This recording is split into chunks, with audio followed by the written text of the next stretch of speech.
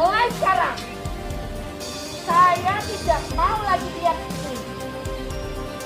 Kalau lihat ini, tak pindah semua ke Papua. Saya nggak bisa mencat kalau nggak ada salah. Tapi saya bisa pindah ke Papua sana. Benar, saya nggak main-main. Nggak ada yang susah buat saya pindah ke Papua. Silakan. Eits, apa maksudnya ini? Pindahkan ke Papua? Coba saya putar ulang dulu.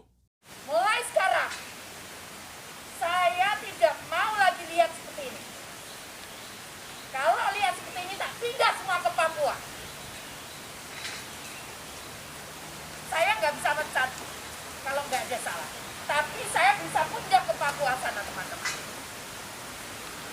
Tolonglah. Aduh, ini seolah-olah macam kita yang di Papua ini tempat sampah kah? Ada salah, masalah, ataupun yang tidak kerja bagus langsung mau dibuang saja ke Papua.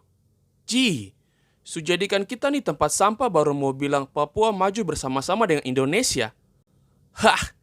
Intro.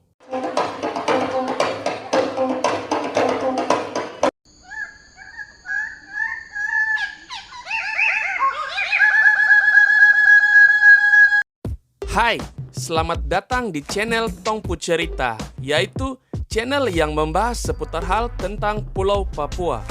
Ketika pejabat ataupun pimpinan-pimpinan negeri ini ada yang kinerjanya kurang bagus, langsung mau ditempatkan ke Papua.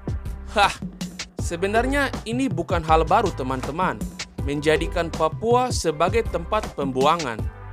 Kabupaten Bovendigul atau yang dikenal pada masa kolonial Belanda merupakan lokasi pengasingan tokoh-tokoh pejuang kemerdekaan Indonesia. Digul disiapkan oleh pemerintah Hindia Belanda untuk menampung tawanan pemberontakan November 1926. Bovendigul kemudian digunakan sebagai lokasi pembuangan pimpinan-pimpinan nasional yang jumlahnya hingga sekitar 1.308 orang. Tercatat, sejumlah tokoh nasional pernah dibuang ke Bovendigul seperti Muhammad Hatta dan Sultan Syair. Kedua tokoh pergerakan nasional tersebut dibuang pada 28 Januari tahun 1935. Mereka dianggap musuh pemerintah kolonial Belanda karena membangkang. Digul adalah tempat pembuangan yang paling menyeramkan. Di sekeliling Digul terdapat hutan rimba dengan pohon yang menjulang tinggi. Digul jauh dari manapun, hanya dengan jalur udara untuk mengakses lokasi tersebut. Digul semakin mengerikan lantaran banyak nyamuk malaria yang ganas. Sungai Digul memiliki panjang sekitar 525 km.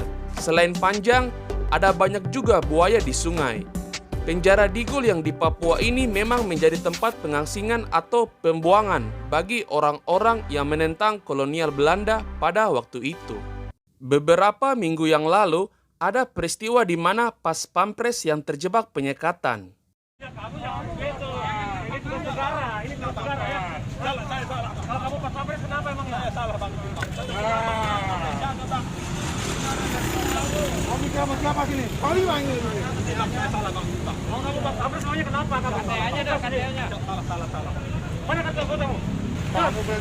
Ini video amatir yang merekam keributan antara seorang anggota pasukan pengaman presiden dengan polisi di penyekatan PPKM darurat di Jalan Dan Mogot, Jakarta Barat. Saat itu anggota Pas Pampres Praka Izroi Gajah dilarang melintas oleh petugas penyekatan. Namun Praka Izroi menolak dan menyebut dirinya anggota Pas Pampres dan harus mengikuti apel di kesatuannya. Keributan kemudian terjadi antara Praka Izroi dan petugas yang tidak terima dengan alasan itu. Praka Izroi kemudian diminta menunjukkan KTP dan kartu tanda anggota TNI oleh petugas.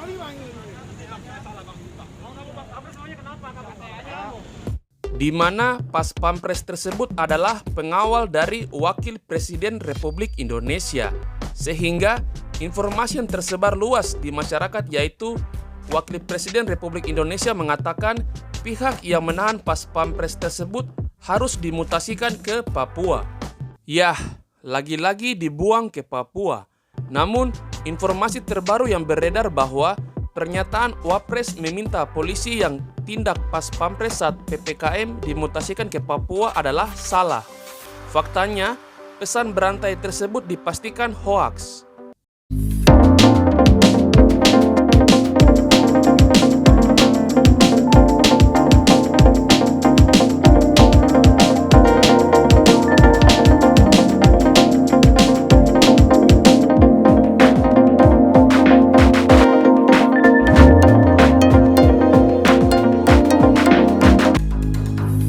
Yah, semoga saja hoaks. Pernyataan Ibu Menteri Sosial Tri Risma hari ini yang dimana mengatakan ASN dipindahkan ke Papua mendapatkan banyak respon dari media massa.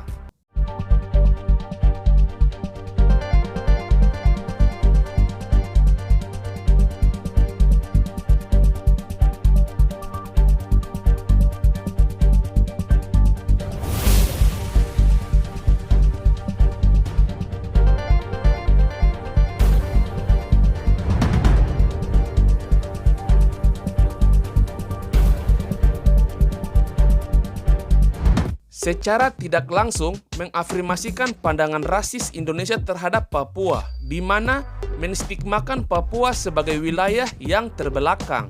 Sementara ketimpangan yang terjadi di Papua adalah hasil pemiskinan sistematis yang dilanggengkan oleh negara. Ini juga bisa dibilang melakukan penistaan kepada masyarakat Papua. Pernyataan Ibu Menteri dinilai merendahkan Papua yang terkesan hanya menjadi tempat pembuangan ASN. Jika memang Ibu Menteri ingin memberikan sanksi kepada bawahannya, seharusnya dengan pemberian sanksi yang edukatif. Misalnya, menempatkan ASN di daerah yang tingkat pengawasan terhadap kinerjanya dari masyarakat yang tinggi, sehingga diharapkan ASN yang terkena mutasi dapat bekerja sesuai dengan target yang telah ditentukan. Justru itu yang disayangkan bahwa seharusnya justru ASN yang terbaik yang dikirimkan ke Papua, bukan malah yang dinilai kinerjanya tidak baik.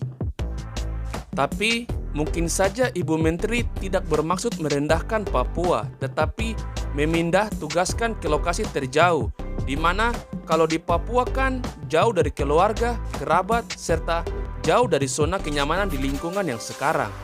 Dan yaps, sekian pembahasan kita kali ini. Jika kalian ada kritik dan saran ataupun ide, serta masukan untuk apa yang akan kita bahas selanjutnya mengenai Pulau Papua, maka silakan isi di kolom komentar. Cukup sekian video kali ini, sampai jumpa di video berikutnya. Salam Bumi Cendrawasih, Manseren, Ifnok, Out.